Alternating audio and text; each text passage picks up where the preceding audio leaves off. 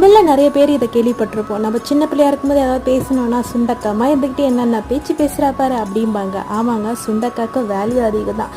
அது பார்க்க குட்டியாக இருந்தாலும் அது பலன் அதிகமாக இருக்குது.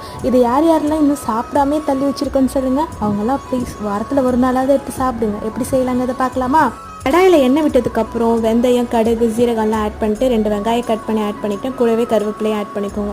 நல்லா வதங்கினதுக்கப்புறம் 2 தக்காளியை மிக்சியில் நல்லா மைய அரைச்சி ஆட் பண்ணிக்கோங்க. தேவையான உப்பு போட்டு நல்லா கிண்டிக்கிட்டு நம்ம உடச்சி வச்சுருக்க சுண்டைக்காய் இருக்கு இல்லையா, அதை ஆட் பண்ணிக்கலாம்.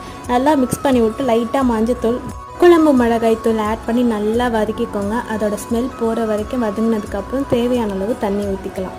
தண்ணி கொஞ்சம் கெட்டியான பக்குவத்தில் ஊற்றினீங்கன்னா காரக்குழம்பு டேஸ்ட் நல்லாயிருக்கும். ஸோ தண்ணி ஊற்றிட்டு கொஞ்சம் நேரத்துலேயே புளியும் கரைச்சி ஆட் பண்ணிக்கலாம். கூடவே ஒரு துண்டு கருப்பட்டி ஆட் பண்ணி மிக்ஸ் பண்ணி விட்டுட்டு நல்லா கொதி விட்டு எடுக்கிறீங்கன்னா சூப்பரான சுண்டைக்காய் காரக்குழம்பு ரெடி. நீங்களும் ட்ரை பண்ணி பாருங்கள். மறந்தது எல்லாத்தையும் திரும்பி செஞ்சு சாப்பிடுவோம்.